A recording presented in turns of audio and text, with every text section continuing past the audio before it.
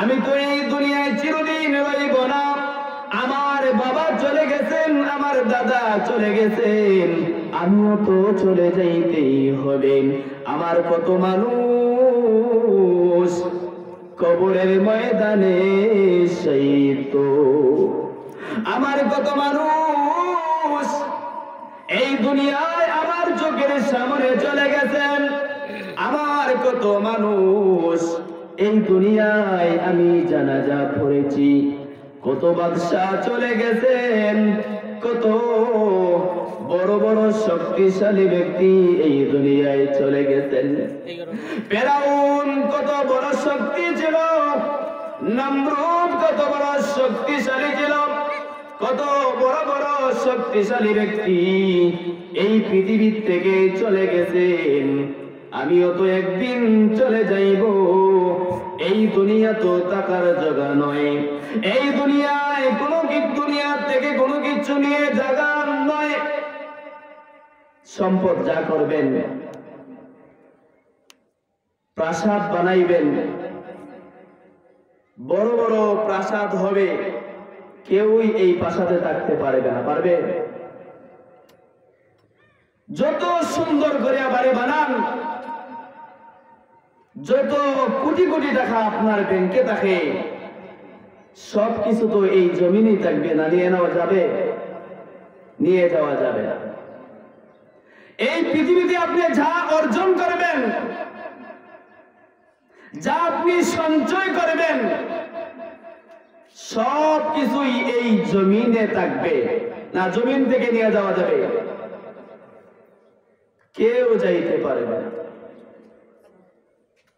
যারা দুনিয়ার জন্য পাগল তাদেরকে দুনিয়া ভালোবাসে, আর যারা আখিরাতের জন্য পাগল তারা আখিরাত তাদেরকে ভালোবাসে। যারা দুনিয়ার জন্য পাগল হয়ে গেছে, দুনিয়াও তাদের জন্য পাগল হয়ে গেছে। যারা দুনিয়ার জন্য পাগল হয়ে গেছে, শয়তান তাদেরকে এমন ভাবে মদদ দিবে, এমন ভাবে সাহায্য করবে, শয়তান এমন ভাবে তাদেরকে এত সুন্দর সুন্দর ধোঁকা দিবে।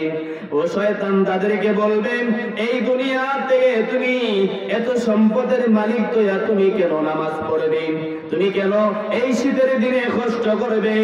তুমি এত সম্পদের মালিক, তোমার তো আরামের প্রয়োজন। ফজরের নামাজ পড়তে এখন খুব কষ্ট হয় না? শয়তানে আজানের সময় যারা দুনিয়ারে বেশি ভালোবাসে, দুনিয়ার আরামে যারা বেশি ভালোবাসে, শয়তান তাদেরকে এমন ভাবে ধোঁকা দেয়, বলে এত আরামের বিছানা তৈয়া তুমি কেন চলে যাইবে? নামাজ না পড়লে কি হইব? নামাজ পড়া কে কি পাইছে? আজান হইতেছে, শয়তান বলতেছে তোমার এই খাসটা বাকি আছে, নামাজ পড়ে পড়বে। অনেক মানুষ 4-5টা সন্তান আছে, মান্য তো যে আমার একটা সন্তানকে ইঞ্জিনিয়ার বানাইবো, একটারে ডাক্তার বানাইবো, একটারে বড় বড় চাকরিজীবী বানাইবো। আর যারা দ্বীনের প্রতি আখিরাতকে ভয় করে, যারা জাহান্নামকে ভয় করে, তারা একটা সন্তানকে মানবে যে আমি আলেম বানাইব।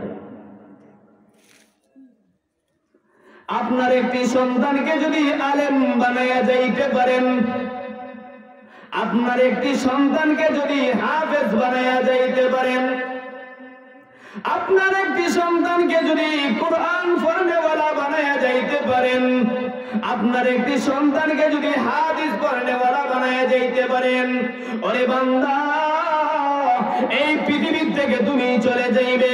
এই পৃথিবীর থেকে চলে যাবার পরে আপনার ডাক্তার ছেলে কোনদিন রাব্বির হামহুমা কামা রাব্বায়ানি সগীরা বলিয়া দোয়া করবে না। আপনার ইঞ্জিনিয়ার সন্তান কোনদিন এই দোয়া করবে না। আপনার চাকরিজীবী সন্তান কোনদিন এই দোয়া করবে না। আপনার চাকরিজীবী সন্তান কোনদিন কোরআন শরীফ নিয়ে বসার টান পাইবে না। আপনার ডাক্তার সন্তান কোনদিন কোরআন শরীফ নিয়ে বসার টান পাইবে না।